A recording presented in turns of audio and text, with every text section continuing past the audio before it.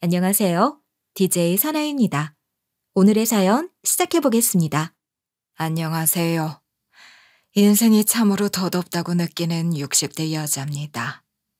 인생의 황금기를 벗어나 이제는 서서히 저물어가고 있는 노년기를 보내고 있는 저는 얼마 전 인간의 추악한 민낯을 직접 마주하게 됐어요.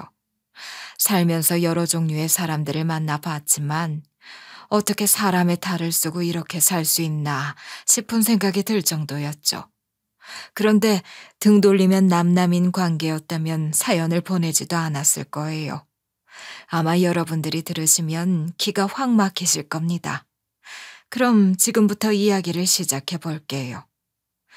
저는 태어났을 때부터 가난이라는 것을 알았어요.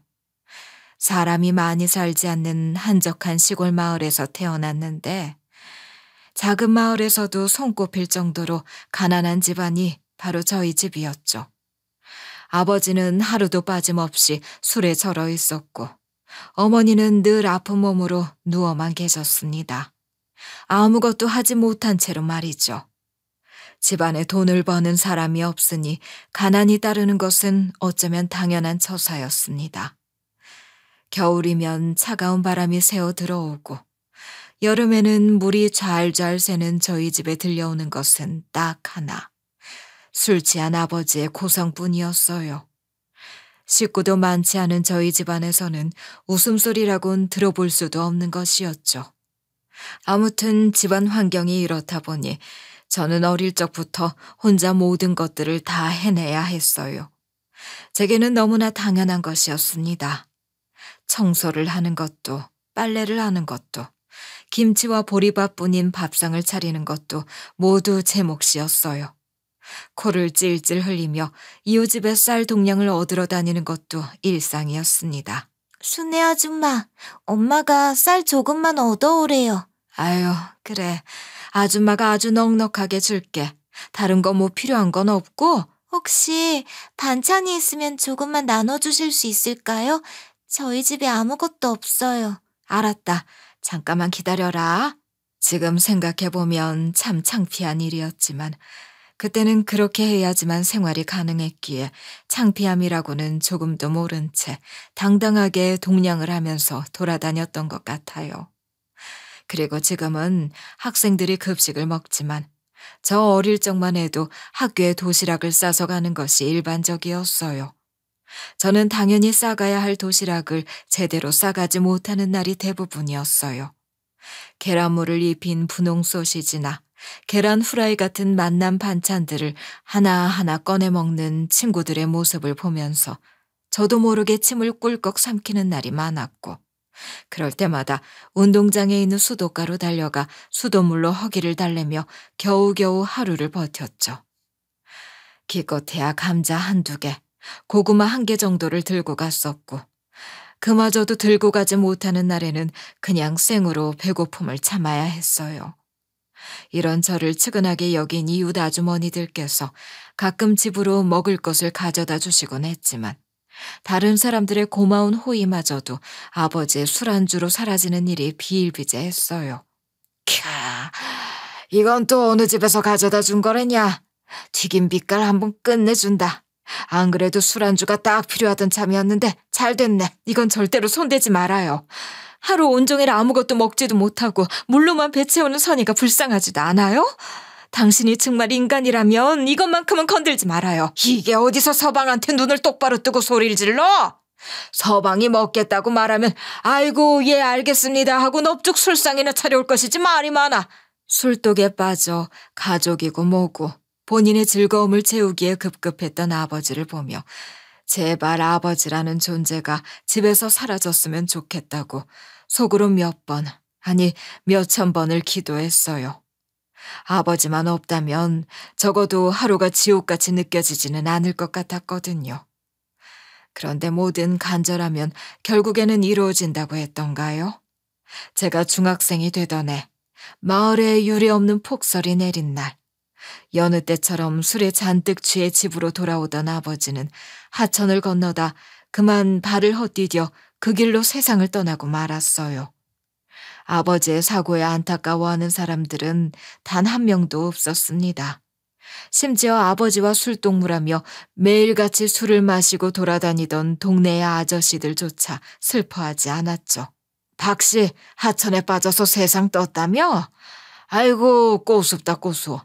사람으로 태어났으면 마음을 곱게 써야 하는 법인데 제 식구는 물론이요 주변 사람들한테도 막말을 일삼는 사람이었으니 아주 천벌을 받는 거지. 내 말이 그 말이야. 성인애가 좀 힘들었었어야지. 업보를 제대로 치른 거야. 어른들의 반응을 보면서 아버지가 어떤 삶을 살아왔는지 어린 나이에도 단번에 알아차릴 수 있었습니다. 그런데 참 신기했던 게 뭐였는 줄 아세요? 놀랍게도 아버지가 세상을 떠난 이후 시름시름 알아눕기 바빴던 어머니가 점점 건강을 되찾기 시작했다는 것이었어요. 그제야 깨달았어요.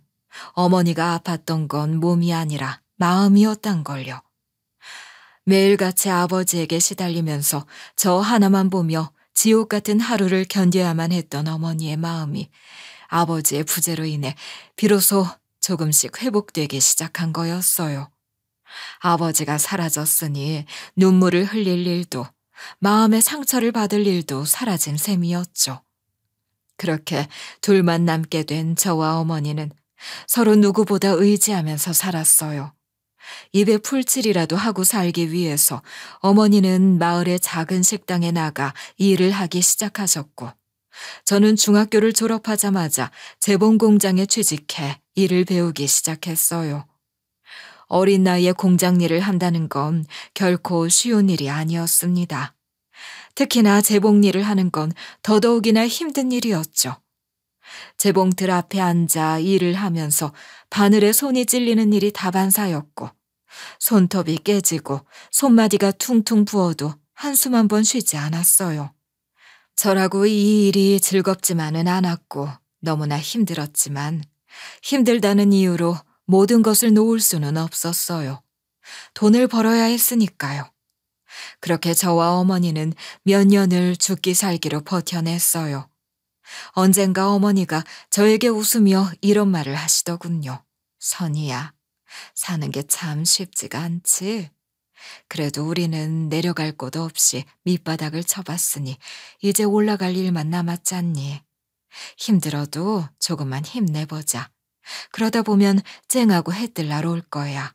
어머니의 담담한 그 말이 제게는 참 큰 위로였어요. 바닥을 기어오르고 오른 끝에 어느 정도 형편이 괜찮아진 저희 가족은 비만 오면 물이 새던 단칸방을 떠나 방 2칸짜리의 작은 집으로 이사를 하게 됐어요. 곰팡이 냄새로 그득한 데다가 악몽만이 남아있던 집을 떠나려니 살짝 시원섭섭한 기분도 들었지만 이제는 모든 것에서 벗어나 새로운 출발만이 저희 가족을 기다리고 있었습니다.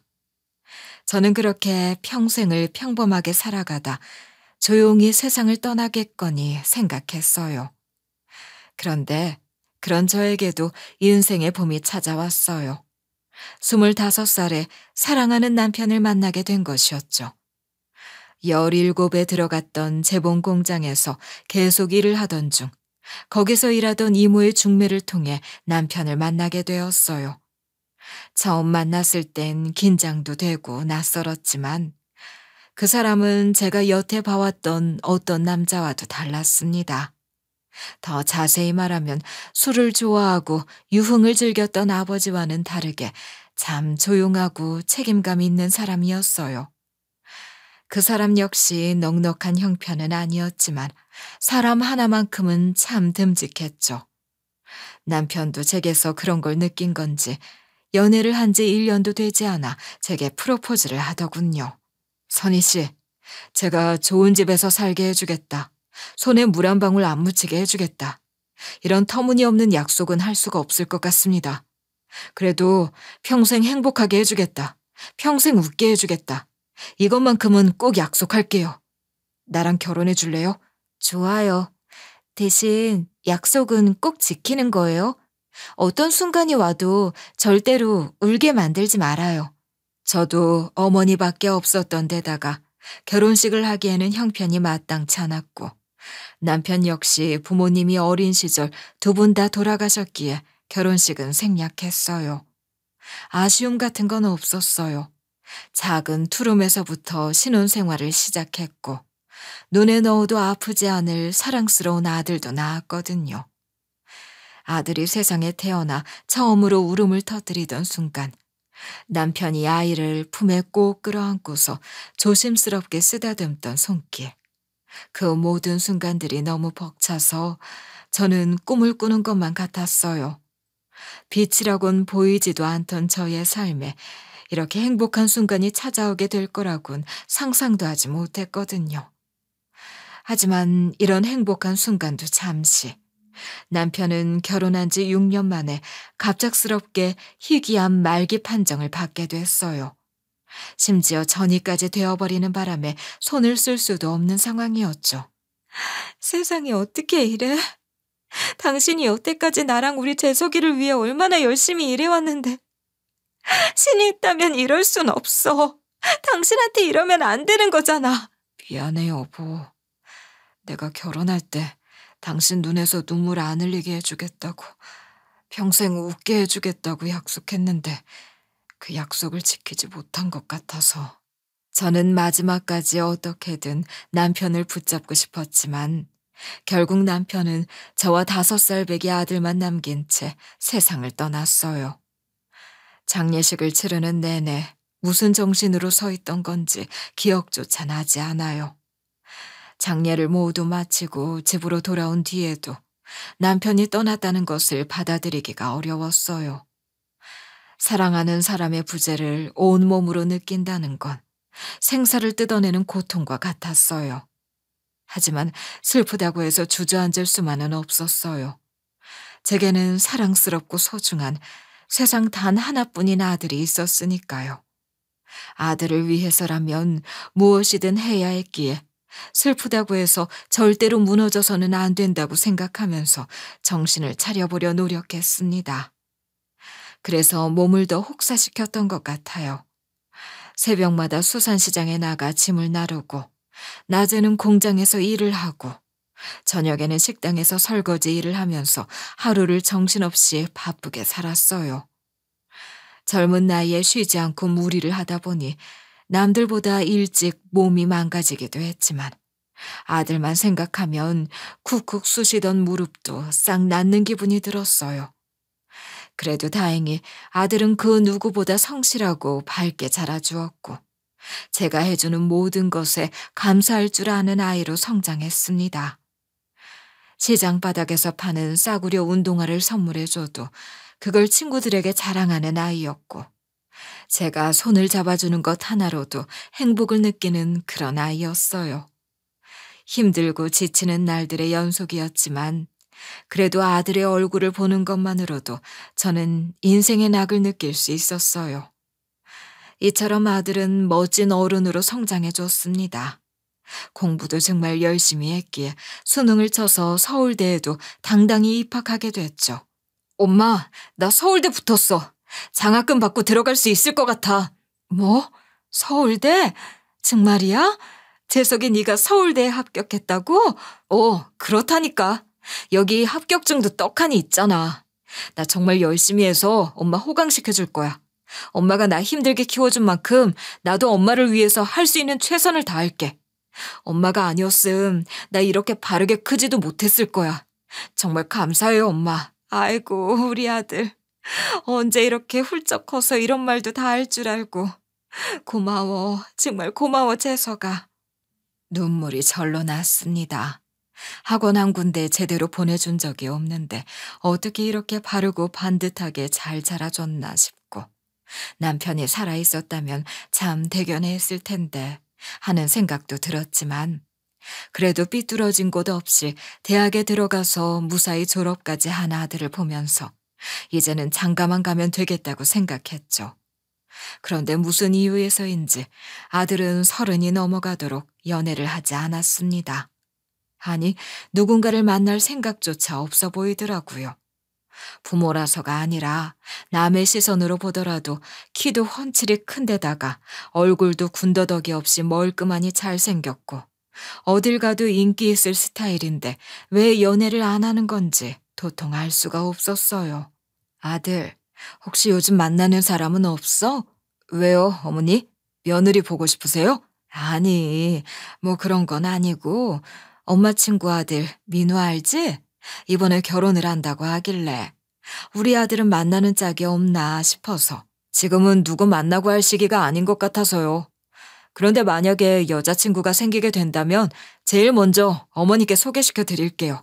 왠지 모르게 아쉬운 생각이 들었지만 그래도 아들이 생각이 없다고 하니 저도 더 이상 재촉을 하지는 않았습니다. 그런데 이런 생각이 들었던 것도 잠시. 어느 날 갑자기 아들이 낯선 여자를 데리고 집으로 찾아왔습니다. 생전 아들이 여자를 데리고 집에 온 건 처음이었기에 굉장히 많이 놀랐었어요. 그런데 알고 보니 1년 남짓한 시간을 만난 여자친구라며 제게 소개를 해주더군요. 그날 저희 집에 찾아온 그 여자친구가 바로 며느리였어요. 며느리의 첫인상은 정말이지 더할 나위 없이 아름답고 예쁜 아가씨였어요. 미녀라고 칭송받는 유명한 여배우를 보는 듯한 느낌이었죠. 은행에서 일을 한다던 며느리는 얼굴도 얼굴이지만 말투도 나긋나긋한 데다가 행동도 얌전하고 조신해서 마음에 쏙 들었어요. 첫인상부터 너무 좋았고 아들과 잘 어울리는 배필이었기 때문에 결혼하겠다는 말에 반대를 할 이유가 없었어요. 무엇보다 아들도 며느리를 바라보는 눈에서 꿀이 뚝뚝 떨어졌고 며느리도 아들을 굉장히 좋아하는 듯 보였으니까요. 원래 결혼은 서로를 사랑스럽게 바라봐주는 사람과 하는 거라고 하잖아요. 그래서 어쨌든 간에 두 사람만 행복하게 잘 살면 된다고 생각했어요. 다행히도 사돈 되실 분들도 정말 좋은 분들이셨고 결혼 준비를 하는 것도 막힘없이 쭉쭉 진행됐어요. 이 모든 과정을 함께하면서 저는 저대로 아들을 위해 뭘 해줘야 할지에 대해 고민에 빠졌어요. 여태 뼈가 빠지게 일해서 모아놓은 돈이 좀 있었기 때문에 이 돈으로 신혼집을 마련해 줄까 아니면 혼수를 마련해 줄까 계속 고민을 하던 찰나 갑자기 아들과 며느리가 저희 집으로 찾아와서 벼랑간 이런 말을 꺼내는 겁니다. 어머니, 저희 결혼식 끝나고 나면 저희랑 이 집에서 같이 사는 거 어떠세요? 그게 무슨 소리야? 늘 신혼부부야. 신혼부부는 신혼집에서 알콩달콩 둘만의 살림을 꾸려나가야지. 게다가 새아가도 많이 불편할 테고. 혜린이가 먼저 얘기 꺼낸 거예요. 어머니는 평생 저 하나만 바라보고 사셨는데 제가 결혼했다고 훌렁 나가버리면 어머니께서도 적적해 하실 것 같다고. 맞아요, 어머님. 저는 계속 그게 마음에 걸리더라고요. 어머님이랑 더 가까워지고 싶기도 하고 또 어머님께 살림도 좀 배우면 좋겠다 싶기도 하고요. 그래서 먼저 이야기 꺼냈어요. 어머님이랑 같이 살았으면 좋겠다고. 뭔가 가슴속에서 뜨거운 것이 밀려 올라오는 느낌이었어요. 사실 같이 사는 건 전혀 생각지도 못한 것이었거든요. 본인들의 신혼을 즐기기에도 바쁠 텐데 절 먼저 생각해준 아들과 며느리에게 그저 고마운 마음이 들었어요. 그렇게 무사히 결혼식을 치른 후 아들과 며느리는 저희 집에서 함께 살게 됐어요. 며느리와 함께 사는 건 정말 편하고 좋았습니다. 딸이 하나 생긴 기분이었어요. 오랫동안 자취를 한 덕인지 살림도 곧잘하고 밥도 맛있게 하더라고요. 게다가 애교도 넘쳐 흘러서 사람의 기분을 좋게 만드는 스타일이었어요. 그런데 며느리와 함께 지낸 지 2~5달쯤 지나면서부터 이상한 일이 생기기 시작했습니다. 제 방에 있는 작은 액세서리 같은 것들이 하나둘씩 사라지기 시작한 거예요.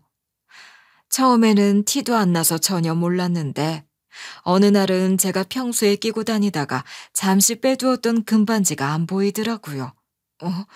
이게 어디로 갔지? 난 분명히 여기 위에 올려놨는데 그거 없어지면 안 되는 건데. 남들에게는 그냥 단순한 금반지 하나겠지만 제게는 무척 특별한 물건이었어요. 세상을 떠난 남편이 저에게 유일하게 결혼 선물로 줬던 거였거든요. 남편의 처음이자 마지막 선물이었기에 더욱 의미가 있는 물건이었어요. 그래서 허겁지겁 쥐잡듯이 집안을 뒤지기 시작했어요. 안방, 부엌, 옷장 안까지 뒤질 수 있는 곳은 전부 다 뒤졌는데도 보이지 않았어요.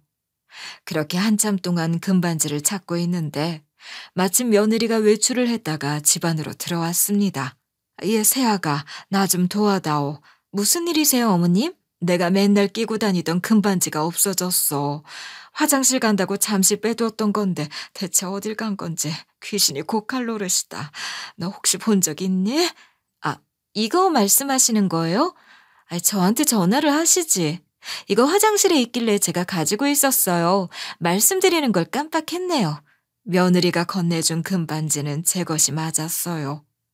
어디 엄한 곳에서 사라진 게 아니어서 허탈함과 안도감에 바닥에 털썩 주저앉아 다행이라는 말만 반복하고 있는데 며느리는 그런 제 모습을 빤히 쳐다보더니 이내 피식하고 웃으며 제게 이렇게 말을 꺼내더군요.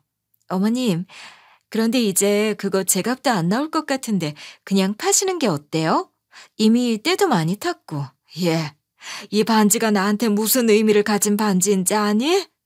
돌아가신 너희 시아버지가 나한테 처음이자 마지막으로 준 선물이야.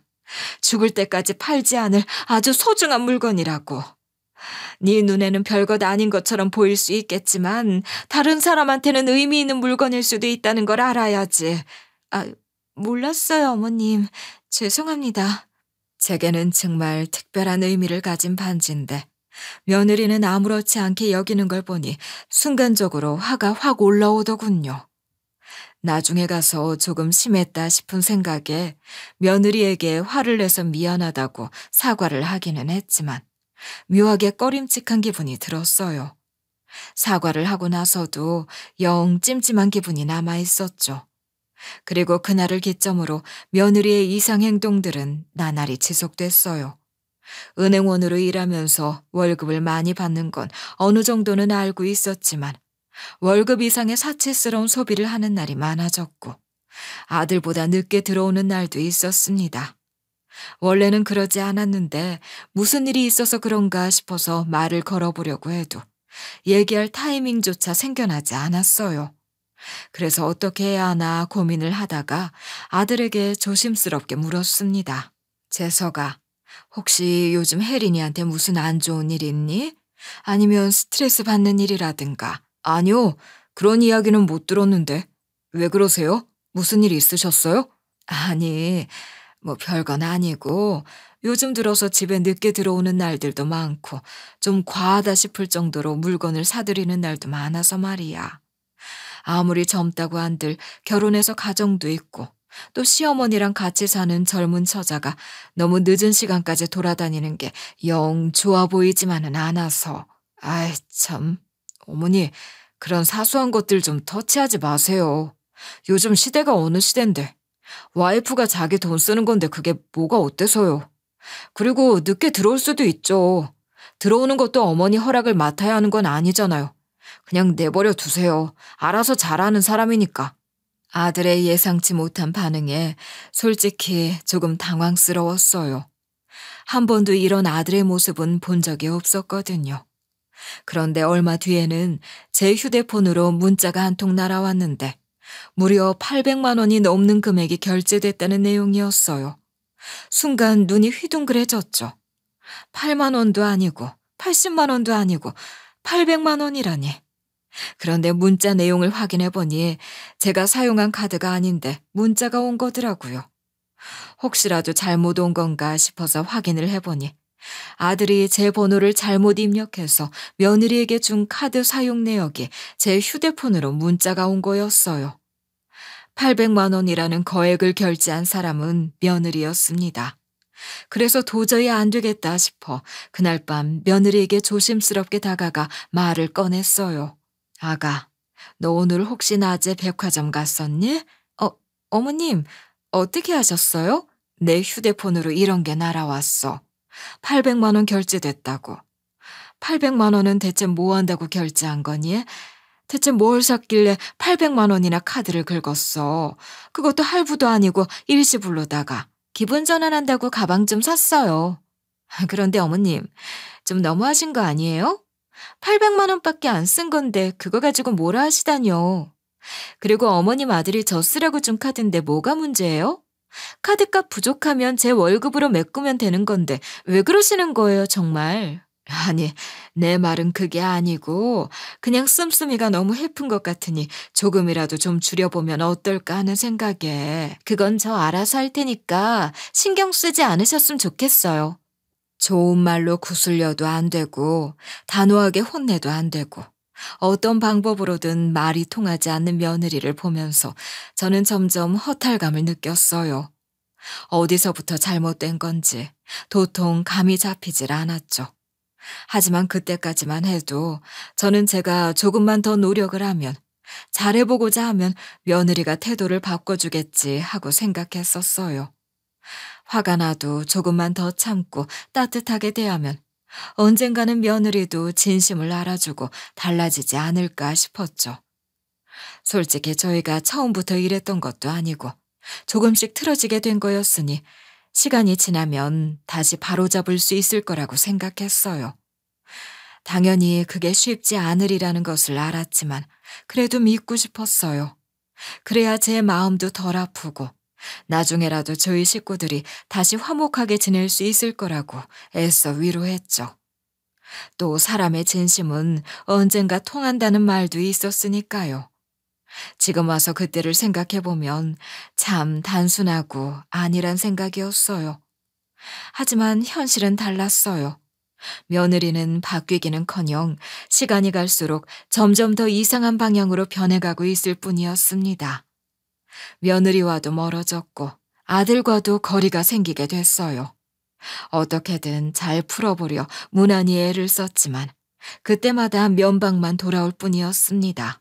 어머니, 요즘 저랑 혜린이랑 둘 다 너무 바빠서 정신없고 예민해요. 제발 어떤 방식이든 간에 쓸데없이 말 좀 걸지 말아주세요. 부탁이에요.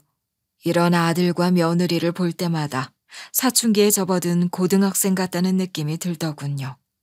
제 선에서는 해결을 할 수 없을 것 같다는 생각에 한참 동안 소가리를 하던 전 이 사실을 용기 내어 친구들에게 털어놓았습니다. 아유, 그냥 며느리한테 기대 자체를 하지 마. 요즘 젊은 애들 다 그래. 우리 며느리도 그랬어. 괜히 기대했다가 실망만 더 커진다니까. 그냥 너도 놓고 살아. 그게 편해. 아무리 그래도 어떻게 그럴 수가 있겠어. 미우나 고우나 내 자식이고 내 며느리인데. 어떻게 좋은 방법 없을까? 예, 그 말 몰라?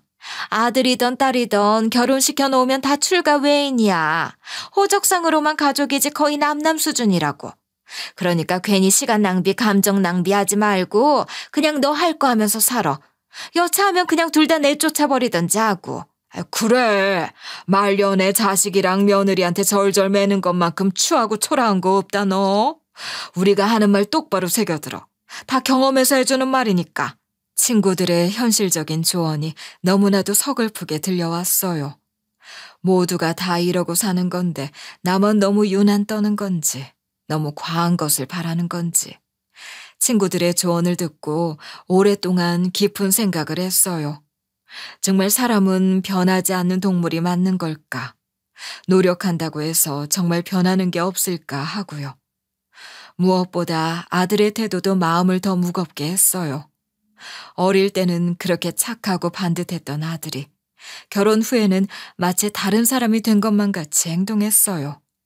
며느리 앞에서는 한없이 작아지고 어머니인 제게는 누구보다 더 냉정하고 무심해졌어요. 갑작스럽게 변해버린 아들을 보며 이럴 거면 같이 살자는 말은 왜 한 건지 괜히 원망스럽기까지 했어요. 제가 그 제안을 받아들이지만 않았더라면 이런 상처를 받는 일도 없었을 텐데 말이죠. 아무튼 간에 저는 머릿속으로 굉장히 생각이 많아졌어요. 다 늙어서 이런 고민을 하게 될 줄은 몰랐기에 이런 제 모습이 참 웃기기도 하고 그렇더라고요. 그러던 어느 날 결국 참고 참던 것이 화라산처럼 폭발하는 날이 찾아오고 말았어요. 그날은 토요일이었고 평일 내내 미뤄뒀던 집안일을 하려고 이른 아침부터 움직였어요. 사실 며느리가 늦게 귀가를 하는 날이 많아지고 주말에도 집에 붙어 있지 않고 나돌아다니는 날이 많아지면서 결국 집안일은 자연스럽게 저의 몫이 됐어요. 솔직히 저도 아무것도 하지 않고 모든 것들에 있어 손을 놓아버리고 싶었지만 현실적으로 아들도 직장에 다니고 며느리도 직장에 다니니 최소한의 청결은 갖춰야 하지 않겠어요? 그래서 기본적인 빨래나 설거지, 청소기를 돌리는 것 정도는 제가 다 도맡아 하고 있었습니다. 그날도 여느 때와 다름없이 빨래를 돌리기 위해 빨래 바구니를 들고 세탁기 쪽으로 다가갔는데 갑자기 며느리가 방 안에서 나오는 겁니다. 어머님, 빨래하시려고요? 오늘 주말이잖니. 평일날 못한 빨래 좀 돌리려고.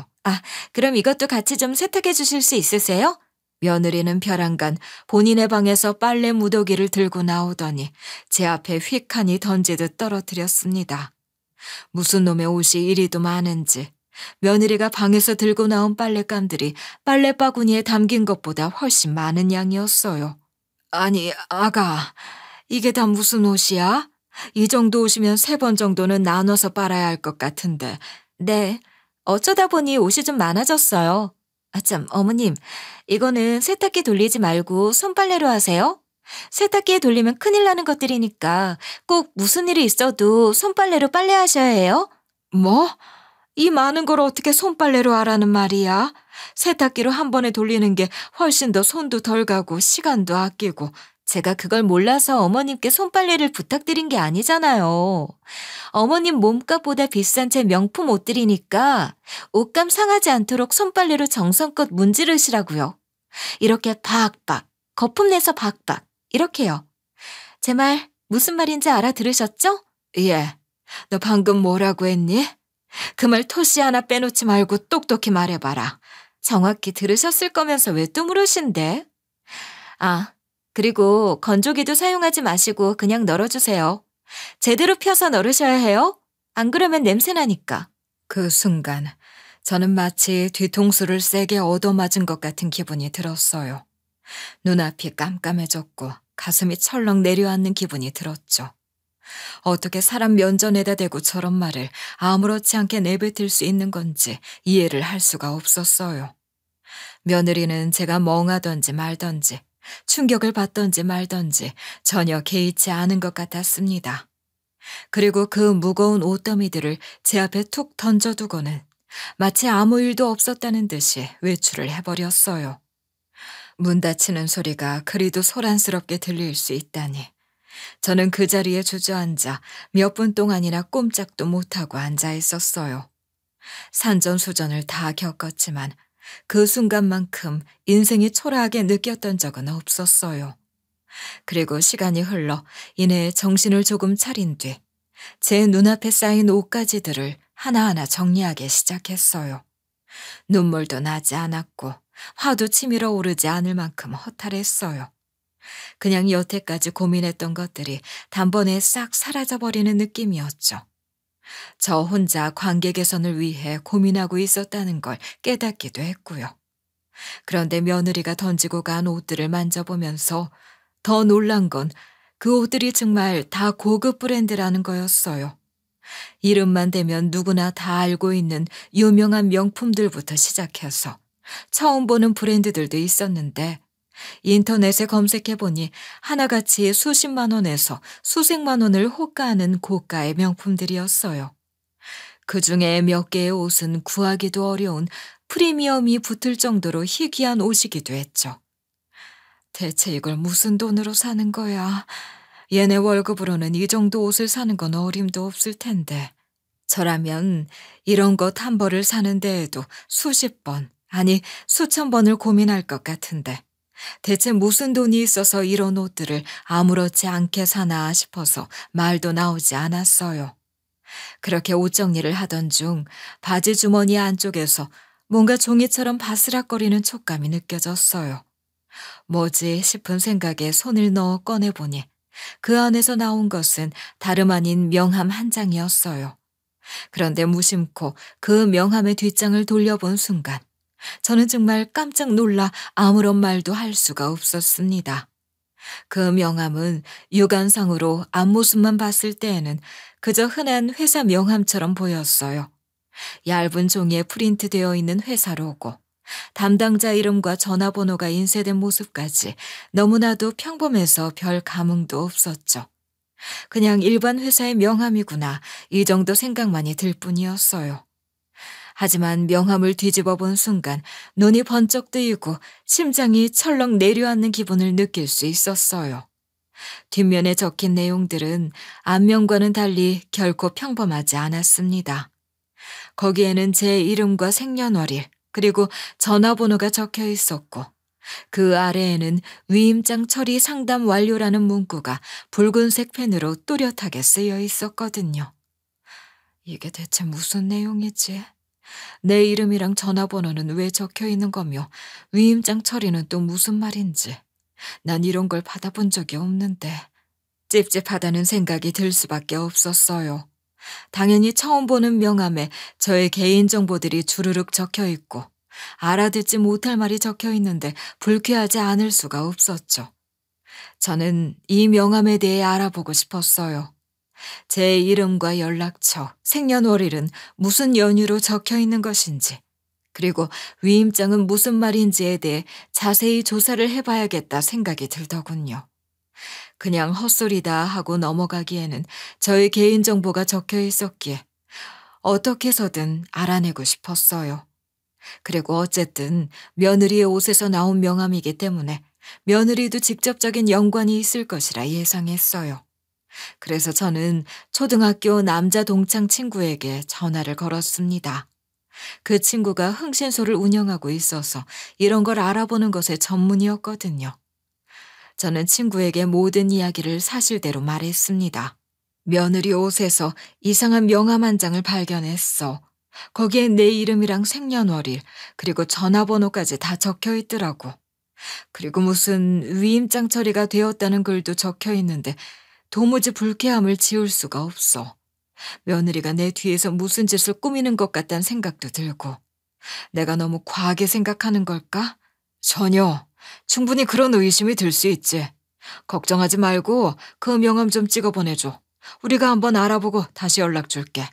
저는 통화가 끝나자마자 친구에게 명함을 촬영해서 보내줬고, 친구는 반드시 꼼꼼하게 알아봐 주겠다고 제게 약속했어요. 그렇게 기다림의 시간이 시작됐습니다. 친구에게서 연락이 오기를 기다리는 며칠 동안 속이 까맣게 타들어가는 기분이었어요. 머릿속으로 온갖 상상을 다 했고, 혹시 제가 괜히 오해하는 건 아닐까, 너무 오버하는 건 아닐까 하며 걱정을 하기도 했어요. 그리고 이틀 후 친구가 직접 절 찾아왔어요. 친구의 표정은 딱딱하게 굳어 있었고 저의 맞은편에 앉아서 서류를 보여주며 입을 열었어요. 야, 우리가 조사를 해보니까 생각보다 훨씬 심각하다. 그 명함에 적힌 회사, 겉보기엔 정상적인 회사처럼 보이지만 실제로는 페이퍼 컴퍼니야. 흔히 말하는 재산관리 대행을 해준다는 업체인데 실제 사업체가 아니라 그냥 무늬만 회사처럼 꾸민 곳이라는 거야. 뭐? 그렇다는 건 실제로 운영을 안 하고 있다는 거야? 명함 속 그 회사는 밥 먹듯 불법을 저지르고 있는 회사였다고 했어요. 그리고 며느리도 그 회사가 저지른 불법적인 일에 어느 정도 가담을 하고 있는 사람이었다더군요.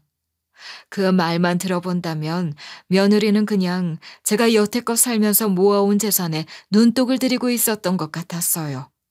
언제 그 재산을 다 본인의 것으로 빼앗을 수 있나 하고 하이에나처럼 기회만 노린 거였죠. 그런데 더 충격적인 게 뭔지 알아? 네 며느리랑 이 회사 대표 내연 관계 같아. 무슨 말을 하는 거야? 내연이라니. 처음에는 친구가 정보를 알아내 전화를 걸었을 때 날카로운 말투로 경계를 하더니 며느리의 이름을 말하며 추천을 받아서 왔다고 하니 금세 목소리가 누그러들면서 정중하고 친절하게 대하더라는 겁니다. 아무래도 갑작스러운 태세 전환이 신경이 쓰여 직원을 시켜 좀 더 자세히 알아보라고 지시하니 아니나 다를까 며느리와 그렇고 그런 관계가 맞았다고 하더라고요. 그 말을 듣는 순간 숨이 턱 막히는 느낌이었어요. 며느리가 불륜을 저지르고 있다는 걸 두 귀로 듣고서도 믿을 수가 없었죠. 친구는 바로 앞에 있는 노트북을 펼쳐서 며느리의 사진과 그 회사 대표의 사진이 함께 찍힌 장면을 보여줬어요. 레스토랑에서 식사를 하며 다정하게 웃고 있는 두 사람. 멀리서 찍힌 사진이지만 누가 봐도 연인처럼 보이더라고요. 너무 기가 막혀서 웃음이 절로 나왔습니다. 사람이 너무 황당하면 놀랍지도 않고 웃음만 나온다고 하잖아요. 이게 현실이 맞는지조차 믿기지 않았어요. 너 며느리가 어느 순간부턴가 사치를 부린다고 했었지? 돈도 막 쓰고 비싼 것도 막 사고 다니고. 이 남자가 뒤에서 도와줘서 가능했던 것 같아. 그냥 간단하게 말하면 네 며느리의 큰손이 바로 이 회사의 대표라고 볼 수 있지. 그거 말고 더 알아본 건 없어? 확실한 건 모르지만 네 며느리 지금 직장에서 횡령도 하고 있는 것 같아. 은행원이라고 했었지? 금액이 좀 큰 것 같은데 아직까지 확실하진 않아. 물증은 없고 심증만 있는 상태라서 함부로 단정 짓기는 좀 어려운데 아무튼 보통 일이 아닌 것 같아서 우리도 한번 제대로 해보려고. 다른 사람도 아니고 내 친구 일이니까 더더욱 집요하게 알아내고 싶어지네. 이놈들 임자 한번 제대로 만났어. 더 기가 막혔던 게 뭔지 아세요?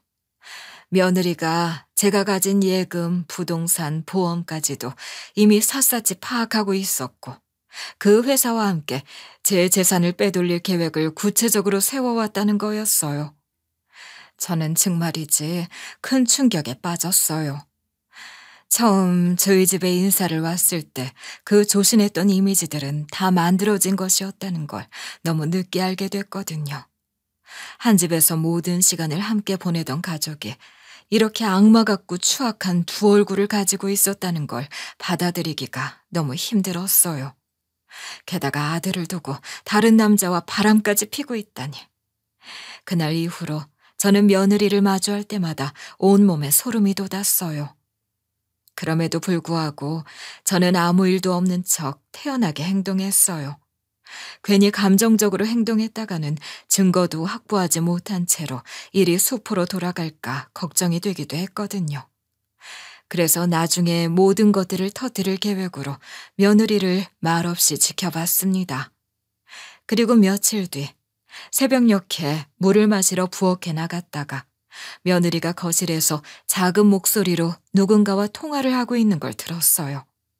저는 바로 발걸음을 멈추고서 조용히 식탁 옆에 숨어 통화 내용을 엿들었어요. 이제 거의 다 됐어. 그렇다니까.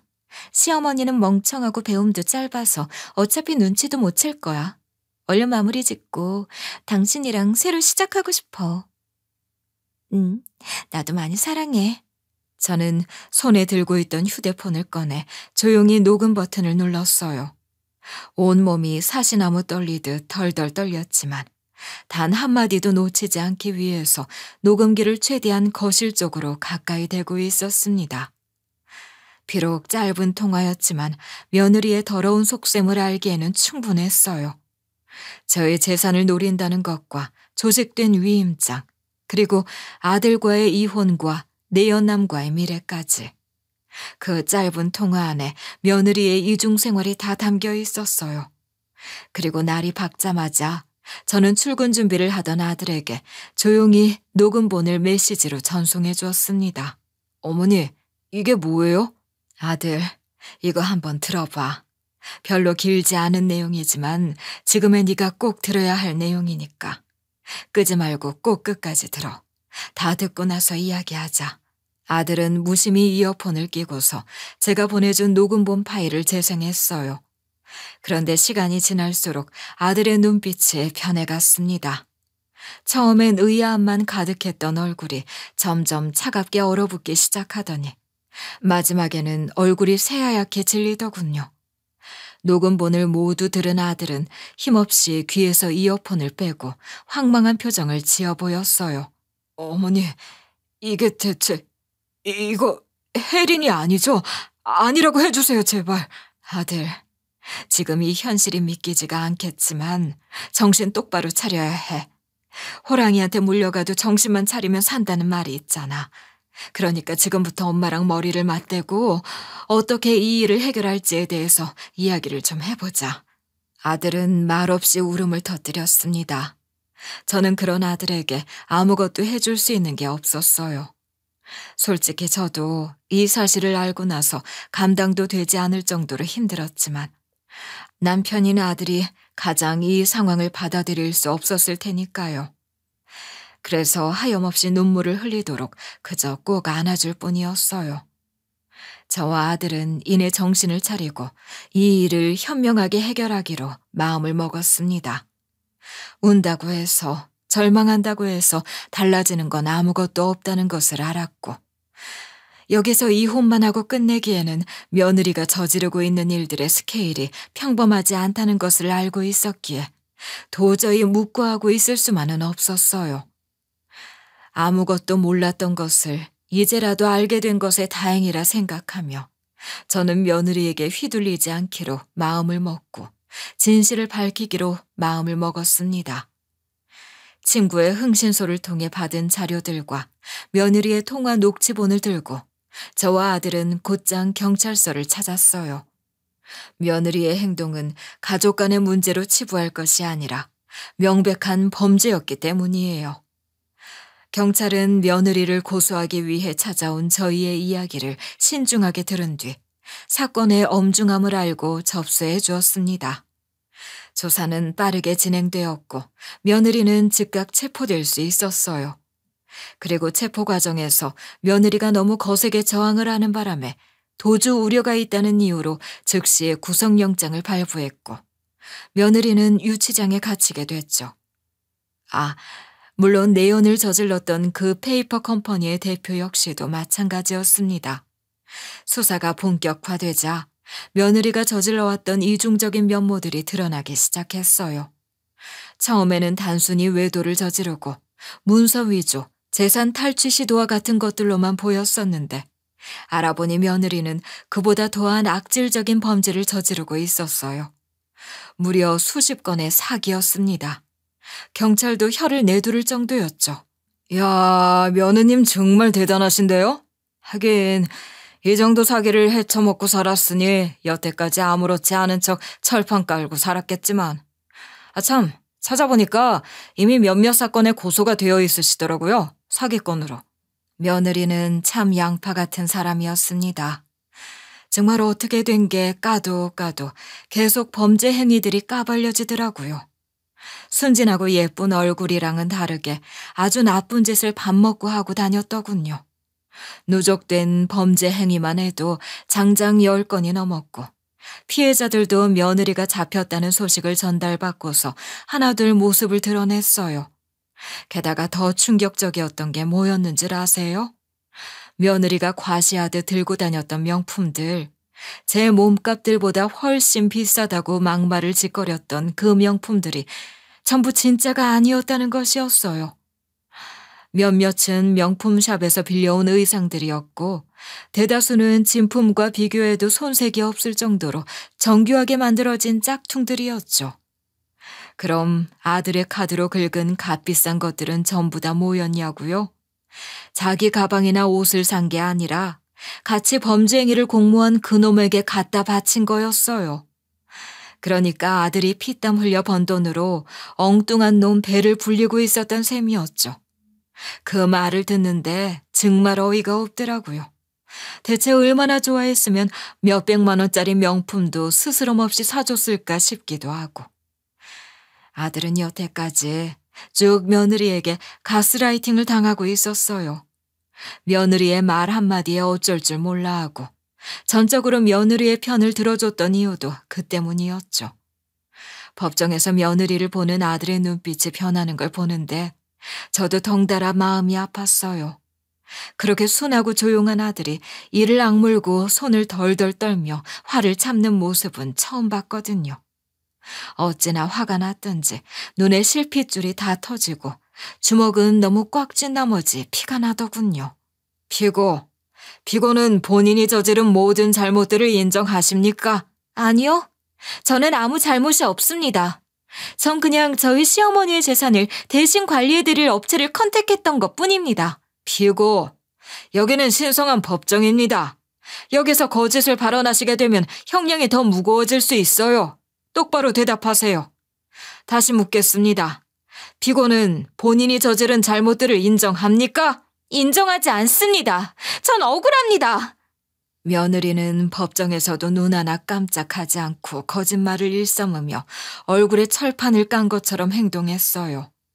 하지만 하나둘씩 빼도 박도 못할 증거가 제시되기 시작하자 그 철면피 같던 얼굴도 점점 일그러지기 시작했어요. 녹음 파일부터 시작해 본인이 뿌리고 다녔던 명함, 위조된 위임장, 계좌이체 내역들과 공범과 나눈 메시지들까지. 법정 안은 한순간에 정적이 흘렀고 며느리는 얼굴이 하얗게 질려 땀을 뻘뻘 흘리더군요. 꼴에 뭐라도 변호를 해보겠답시고 변호사까지 선임을 해서 왔는데 그 변호인조차 할 말을 하지 못하는 그 모습이 참 우스꽝스럽고 씁쓸했죠. 결국 재판부는 며느리에게 징역 1년 6개월에 집행유예 3년을 선고했고 공범인 남자는 이미 집행유예를 선고받은 상황에서 범죄를 저지른 것이었기 때문에 실형을 받고 법정 구속이 됐어요. 그 와중에도 며느리는 판결이 난 직후까지 그놈의 공범을 걱정하며 눈물을 흘리더라고요. 저와 아들에겐 단 한마디 사과조차 없었으면서 말이죠. 며느리의 그 모습을 보며 저는 오히려 마음이 편해졌어요. 이제 며느리와는 완전히 연을 끊어낼 수 있겠다는 확신이 들었거든요. 어머니, 이제 와서 생각이 드는 건데요. 저한테 아마 어머니랑 같이 살고 싶다고 말한 것도 어머니의 재산이 궁금해서 그런 게 아닐까 하는 생각이 들어요. 제가 저 여자랑 사귈 때 어머니가 얼마나 절 힘들게 키우셨는지에 대해 이야기를 몇 번 한 적이 있거든요. 그래, 저 계집애라면 충분히 그럴 수도 있었겠다 싶구나. 그래도 지금 와서 그렇게 이야기를 한들 뭐하겠니. 이미 다 끝난 일인걸. 재판이 끝난 이후 며느리와 아들의 이혼 소송은 빠르게 진행됐어요. 아들은 더 이상 며느리와 함께할 수 없다는 결심을 단단히 굳혔고 며느리는 이혼만큼은 재고를 해달라며 그때와는 다르게 구차하고 찌질하게 매달렸어요. 하지만 사안이 사안이었기 때문에 결국 두 사람은 법적으로 남남이 되었습니다. 아이가 없는 게 그나마 천만다행이더라고요. 그렇게 모든 절차가 끝나고 며칠 후 전 며느리가 저희 집 앞으로 찾아왔어요. 멀끔하던 외모는 온데간데 없고 다크서클이 턱까지 내려온 듯 초췌한 얼굴을 하고서 말이죠. 그러다 갑자기 무릎을 꿇더니 엉엉 울며 제게 이런 말을 하더군요. 어머님, 제발 한 번만 용서해 주세요. 저 직장에서도 해고당하고 저희 식구들도 다 저를 딸 취급하지 않겠다면서 버렸어요. 저 정말 갈 곳이 없어요. 제발 여기서 식모라도 하게 해주세요. 제가 뭐든 다 할게요. 여기가 어디라고 찾아와 뻔뻔하게. 왜? 전에처럼 아주 거들먹거려 보지 그래? 난 아직도 당신이 날 조종했던 그때만 생각하면 자다가도 화가 나고 이가 갈려. 난 당신 받아줄 생각 없고 꼴도 보기 싫으니 제발 어머니 집에서 나가. 안 나가면 경찰 부른다. 아들의 한마디에 전 며느리는 더 이상 아무 말도 못하고 고개를 푹 숙인 채 조용히 떠났어요. 그렇게 본인이 잘난 사람인 양 뻔뻔하게 굴던 사람의 마지막이 저렇게 초라한 것을 보니 소탐대실이라는 말이 떠오르더군요. 전 며느리는 눈앞에 욕심을 쫓다 자신이 가졌던 모든 것을 잃게 된 셈이었어요. 믿음과 사랑, 그리고 마지막 자존심까지도요. 그리고 저와 아들은 비록 큰 상처를 입었지만 다시 건강한 일상을 살아가고 있어요. 이제야 실감해요. 사람이 살면서 반드시 지켜야 할 건 돈이나 체면이 아니라 서로를 향한 진심과 신뢰라는 걸 이번 일을 통해 뼈저리게 느꼈습니다. 저의 사연을 끝까지 들어주신 분들도 하늘을 우러러 한 점 부끄럼 없는 삶을 살아가시기를 바랍니다. 감사합니다.